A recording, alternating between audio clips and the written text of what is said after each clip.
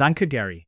Ihr hört Search the Scriptures Daily, ein Programm, in dem wir jeden ermutigen, der Gottes Wahrheit kennen möchte, in Gottes Wort nachzuschauen, für alles, was für die Errettung und dafür wesentlich ist, sein Leben so zu führen, dass es ihm gefällt. Letzte Woche, Dave, haben wir über Yassir Arafat gesprochen, und was für ein Rätsel. Ich meine nicht, dass er ein Rätsel gewesen wäre, sondern warum die Welt diesen Massenmörder, Terroristen, nicht nur von Anfang an akzeptiert hat, sondern ihm dann auch noch den Friedensnobelpreis gibt, Dave. Und dann haben sie Israel gezwungen, mit diesem Mann Frieden zu schließen, haben ihn zu einem großen Staatsmann des Friedens gemacht. Die UNO gibt ihm stehende Ovationen. Sie laden ihn ein, eine Rede zu halten, und er ruft zur Zerstörung Israels auf. Er bekommt stehende Ovationen. Die PLO, die, wie wir letzte Woche erwähnt haben, 11 israelische Athleten bei den Olympischen Spielen getötet hat, wird eingeladen, eine Mannschaft zu den Olympischen Spielen zu schicken. Und bei den letzten Olympischen Spielen in Griechenland, in Athen, waren es die Palästinenser, die den größten Applaus bekamen, als alle Teams einmarschierten. Tom, das ist nicht nur ein Rätsel und wahnsinnig. Ich denke, es ist satanisch. Es ist Teil einer Verblendung, die diese Welt überrollt. Wenn ihr neu in unserem Programm seid, das ist unser Hauptartikelsegment. Wir haben über Dave Hunts neues Buch Judgment Day, Islam, Israel and the Nations gesprochen. Dave, am Ende von Kapitel 9 hast du einen Abschnitt mit dem Titel Der neu gemachte Arafat. Und darin hast du ein Zitat von Jeff Jacoby aus dem Boston Globe, das, wie ich finde, eine Zusammenfassung dessen ist, worüber wir gesprochen haben. Lass mich das vorlesen. Ich zitiere. Und noch einmal, das ist aus dem Boston Globe. 1993, nach geheimen Verhandlungen in Oslo, begann Israel einen Friedensprozess, der darauf ausgelegt war, Arafat und die PLO auf Höhen von Macht, Reichtum und Ansehen zu heben, die sie zuvor nie gekannt hatten. Im Austausch für Arafats schriftliches Friedensversprechen. Die PLO verzichtet auf den Einsatz von Terrorismus und andere Gewalttaten. Unglaublich. Der Mann lügt. Es wird schlimmer. Israel stimmte zu, die lange Geschichte der PLO als Massenmörder zu vergessen und sie als legitime Vertreterin der Palästinenser zu behandeln. Der Deal wurde am 13. September 1993 im Weißen Haus besiegelt, als Premierminister Yitzhak Rabin Arafat die Hand gab und seinen neuen Status als Israels Partner für den Frieden bestätigte. Was folgte, war in der Geschichte der Staatskunst beispiellos. Arafat und tausende PLO-Killer, nun neu formiert als palästinensische Autonomiebehörde, zogen triumphierend in Gaza und das Westjordanland ein.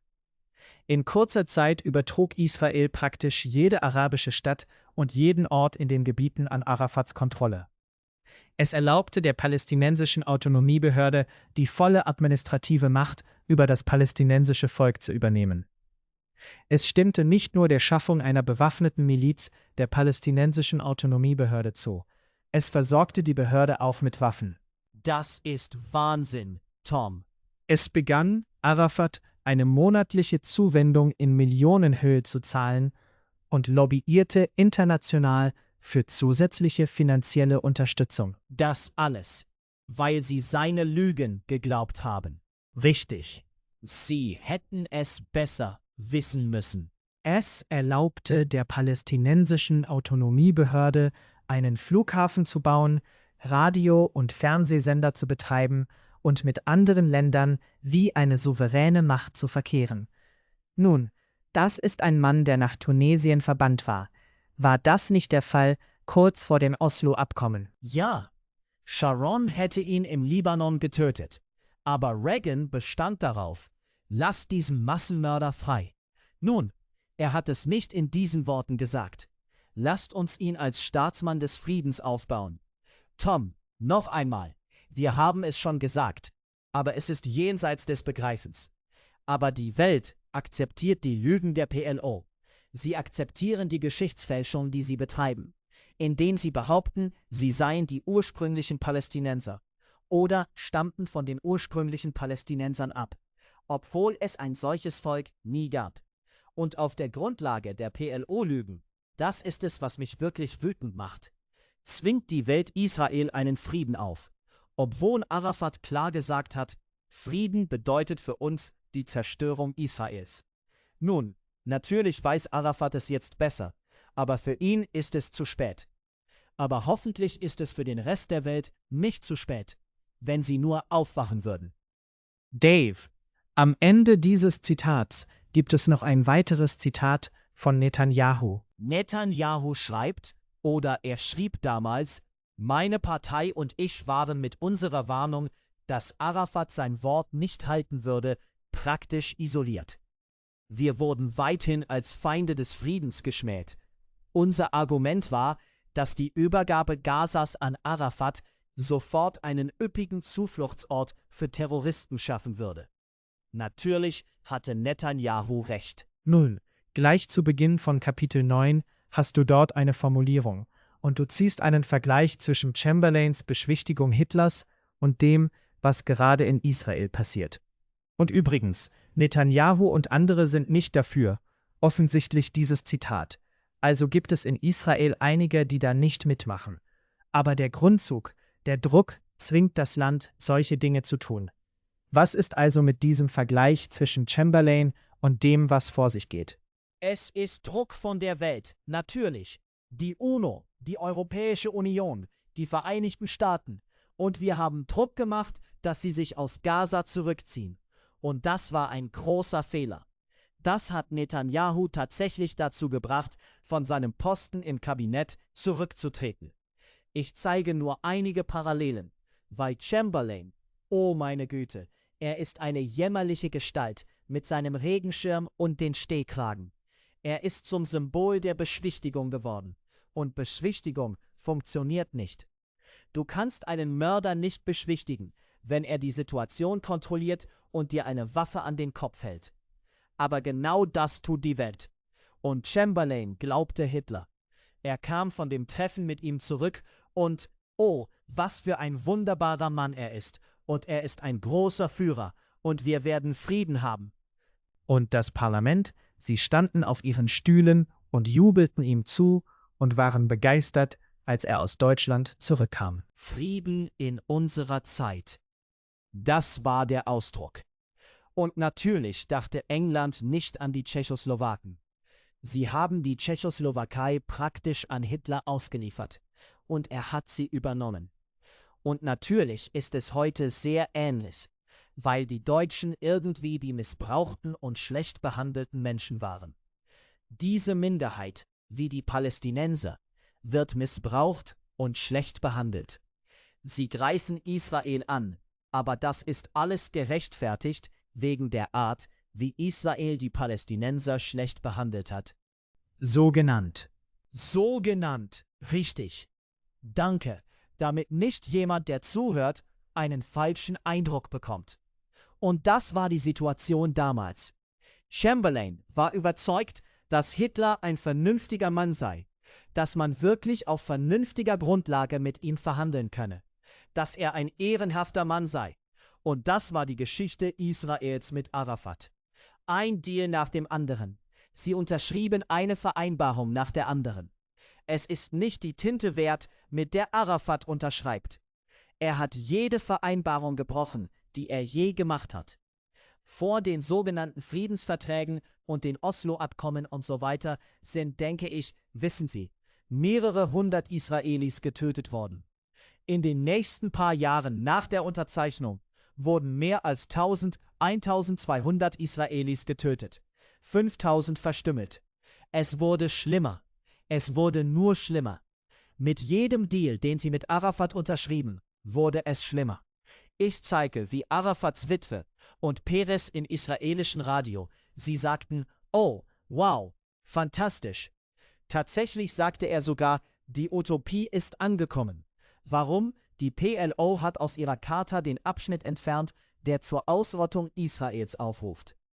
Tatsächlich hatten sie ihn nicht entfernt. Und sie werden ihn nicht entfernen. Wenn sie es täten, würde die gesamte muslimische Welt über sie herfallen. Denn der Islam lehrt, Israel müsse zerstört werden. Also Tom, damals unglaublich und jetzt noch unglaublicher mit der Geschichte, die wir hinter uns haben. wir sollten ein bisschen weiser sein. Aber wer war es, der sagte, das Einzige, was wir aus der Geschichte lernen, sei, dass wir niemals aus der Geschichte lernen? Eine der Täuschungen, die sie benutzt haben, war das angebliche Massaker von Jenin. Und das haben sie in die Presse gepumpt, als gäbe es kein Morgen. Ja, Tom.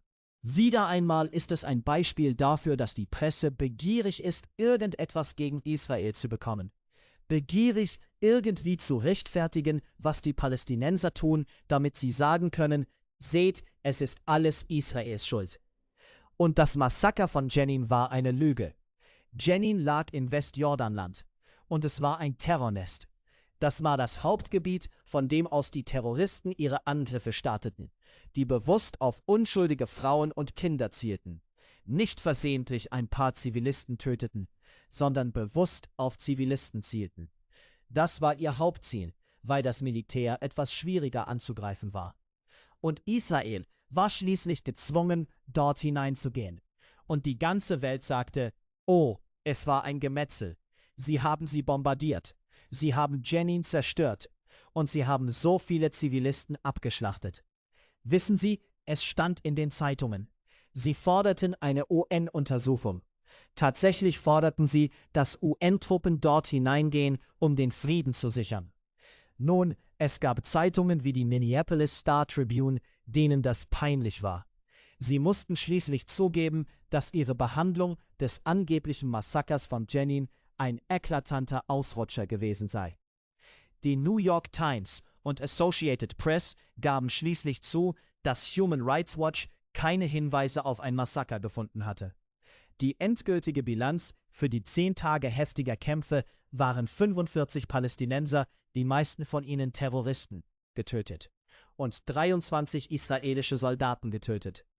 Nun, ein Selbstmordattentäter kann so viele mit einer einzigen Bombe in einem Einkaufszentrum oder in einem Bus umbringen. Und das löst keinerlei Empörung aus, was die Sicht der Welt betrifft. Niemals. Tom, ich habe noch nie auf CNN gehört. Ich habe noch nie in einer Zeitung irgendeine Beschwerde gelesen, irgendeine Empörung gegen das, was die Terroristen tun. Es ist immer Israels Schuld, weil sie diese Menschen unterdrückt hätten. Israel hat sie nicht in die Lager gesteckt. Wir geben die ganze Dokumentation im Buch. Aber was hat Israel getan? Statt Bomben und Raketen einzusetzen, die sie hätten abfeuern können, um zivile Opfer zu minimieren, haben sie das Leben ihrer Männer riskiert. Sie gingen von Tür zu Tür. Diese Häuser waren vermint. Da waren Leute, die Bomben am Körper hatten. Die kamen und so taten, als würden sie sich ergeben. Und die Zurückhaltung, mit der Israel gehandelt hat, das macht niemand in einem Krieg. Und Israel hat tatsächlich 95% des gesamten Landes zurückgegeben, das es jemals eingenommen hat. Und warum haben sie dieses Land überhaupt genommen? Sie haben es zur Selbstverteidigung gegen einen Feind genommen, der geschworen hatte, sie auszurotten. Nun, ich sage nicht, dass alles, was Israel je getan hat. Sie sind Menschen, aber du hattest noch nie einen Krieg und du hattest noch nie Soldaten, die mit so viel Zurückhaltung gehandelt haben, wie die Israelis gegen einen Feind, der geschworen hat, sie auszurotten. Also wurde es als Lüge entlarvt, dieses ganze Massaker von Jenin. Aber was bedeutet das für die Welt? Es bedeutet der Welt gar nichts. Nun, die New York Times hat sich ein bisschen entschuldigt, schätze ich. Ebenso wie die Associated Press. Aber das ist alles vergessen. Jetzt warten sie begierig auf irgendeinen anderen Beweis, so genannt, für Israels Misshandlung dieser Menschen. Dave, es gibt hier auch ein Dilemma für manche Muslime, für Araber, besonders für diejenigen, die eine moderate Sicht haben. Sie können nichts tun. Ich meine, sie bringen sich in Gefahr, um eine moderate Stimme zu erheben. Ist das nicht so? Nun, sehr, sehr viele Palästinenser sind getötet worden, weil sie es wagten, auch nur vorzuschlagen, vielleicht könnten wir Frieden mit Israel haben. Vielleicht könnten wir mit ihnen auskommen. Einige von ihnen waren bereit, Eigentum an Israel zu verkaufen, in dem Bemühen, die Situation auszugleichen. Wissen Sie, Grenzen und so weiter. Und sie werden abgeschlachtet. Sie werden auf die Straße gezerrt und erschossen. Oder sie werden aufgehängt, wissen Sie. Oder sie werden hinter Autos hergeschleift. Von der palästinensischen Autonomiebehörde. Von der palästinensischen Autonomiebehörde. Richtig. Tom, es macht rasend. Absolut rasend. Und wir geben die ganze Geschichte, wie das. Und ich kann nicht zurückgehen. Und will auch nicht zurückgehen. Und das alles noch einmal durchgehen. Ich nehme an, wir haben es schon dargelegt. Aber es gab nie einen Ort namens Palästina. Es gab nie ein palästinensisches Volk. Lass mich nur kurz zusammenfassen. Die Araber behaupten, sie stammten von den ursprünglichen Palästinensern ab. Und dieses Land gehöre ihnen, weil sie von Ismael abstammten. Aber warte mal. Ismaels Vater war Abraham aus Ur in Chaldäa. Er war ein Chaldäer. Ismaels Mutter war Hagar, die Ägypterin. Also hast du einen chaldäischen Vater und eine ägyptische Mutter. Und als sie ankamen, bevor Israel geboren wurde, als sie in Kanaan ankamen, war es bereits besiedelt. Und du behauptest, von den ursprünglichen Palästinensern abzustammen? Tom, das ist so eine Lüge. Das ist so ein Betrug. Und die Welt akzeptiert es. Und das wird zur Grundlage der Weltmeinung. Nun, diese Israelis, sie sind da hineingekommen und sie nehmen den ursprünglichen Bewohnern Land weg. Und sie besetzen dieses Land. Tom, du hast Kirchen, die das tun. Die presbyterianische Kirche, wie du weißt, führt eine Bewegung unter vielen Kirchen an, ihre Investitionen aus jeder Firma abzuziehen, die Geschäfte mit Israel macht. Sie versuchen, Israel aus dem Geschäft zu drängen. Sie versuchen, Israel zu zerstören, genau wie die Muslime. Also Tom, es macht rasend. Ich schätze, ich habe das schon gesagt. Was willst du tun? Du sprichst es aus. Du versuchst, die Fakten zu liefern. Nun, ein paar hören uns vielleicht zu, Dave, aber wir werden ihnen einfach die Fakten geben. Könntest du erklären, grundlegend für all das? Nun, eigentlich ist der Koran grundlegend für all das. Aber worauf ich hier hinaus will, auf der Grundlage all der Täuschung, die wir gerade dargelegt haben, gibt es den PLO-Stufenplan von 1974. Worum geht es da? Nun, Tom, zuerst einmal hörst du den Ruf, wenn ihr nur die Grenzen auf 1967 zurücksetzen würdet, dann würde das Problem lösen. Das ist alles, was sie wollen. Aber die PLO wurde 1964 gegründet. Also was war es, was sie damals angegriffen haben? Warum haben sie die Israelis in jenen Tagen angegriffen? Du hattest deine 67er Grenzen. Das ergibt keinen Sinn. Aber die PLO ist auf der Prämisse gegründet, dass Israel zerstört werden muss. Das sind Muslime, und das ist es, was der Islam lehrt. Und der Stufenplan von 1974, das ist ein 10-Punkte-Plan. Er fordert die Zerstörung Israels. Und so werden wir es tun. Wir werden Frieden vortäuschen, wir werden Gebiet innerhalb Israels bekommen. Wir sind die sogenannten Palästinenser. Richtig. Übrigens, die PLO, Palästinensische Befreiungsorganisation, wurde nicht von Palästinensern gegründet. Der Initiator war Gamal Abdel Nasser, der Diktator Ägyptens. Sie wurde nicht einmal von Palästinensern gegründet, und wir zitieren im Buch viele arabische Führer, die sagten, es gibt keinen Ort namens Palästina.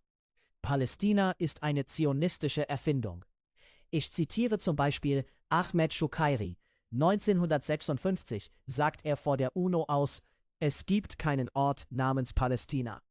Wenn es irgendwelche Palästinenser gibt, dann sind das diese Juden. Wir Araber sind keine Palästinenser. 8 Jahre später, 1964, wurde Ahmed Shoukairi der Gründungsvorsitzende der Palästinensischen Befreiungsorganisation. Sie lügen einfach. Sie ändern die Geschichte und die Welt akzeptiert es. Es gibt nicht einmal ein Murmeln der Missbilligung. Alles richtet sich gegen Israel, Beschwerden über Israel und so weiter. Aber jedenfalls war die ganze Idee der PLO, wie werden wir Israel zerstören? Wir werden es tun, indem wir Frieden vortäuschen. Wir werden es durch Täuschung tun. Wir werden Positionen innerhalb Israels bekommen. Wir werden eine Armee innerhalb Israels haben. Wir werden innerhalb der Grenzen Israels sein und von dort aus werden wir unsere endgültige Zerstörung Israels starten. 1974 hatten sie den Tempelberg noch nicht. 1967 war der dem König von Jordanien gegeben worden. Aber er übergab ihn 1994 an die PLO. Die PLO hat jetzt sogar das Herz Jerusalems. Die heiligste Stätte für die Juden ist in den Händen der PLO. Es ist unglaublich, Tom, was dort drüben vor sich geht. Und die Weltmeinung wird von den Medien gesteuert, die niemals die Wahrheit berichten. Sie geben dir ein verzerrtes Bild davon. Nun, es ist schlimmer als verzerrt. Es ist eine Lüge. Nun, Tom, ich schätze, ich habe das schon gesagt. Ich werde so frustriert. Wer wird auf die Wahrheit hören? Geschweige denn, wer wird für die Wahrheit aufstehen? Und vielleicht einige unserer Zuhörer da draußen. Ich versuche nicht, Bücher zu verkaufen. Aber wenn ihr Judgment Day bekommen und es studieren und die Fakten lernen würdet, vielleicht könntet ihr eurem Kongressabgeordneten schreiben, euren Senatoren, den Präsidenten. Lasst uns den Präsidenten mit Briefen und Anrufen überfluten und ihn umstimmen, damit er aufhört, diese Lüge zu wiederholen, dass der Islam Frieden sei. Er muss nicht sagen, der Islam sei eine falsche Religion, das überlassen wir dem Rest von uns. Aber er muss auch nicht sagen, dass der Islam Frieden ist. Warum geht er nicht einfach seiner Aufgabe nach, dort drüben eine gerechte Regelung zu fördern, und hört auf, die Israelis zu zwingen, noch mehr Land an einen Feind zurückzugeben?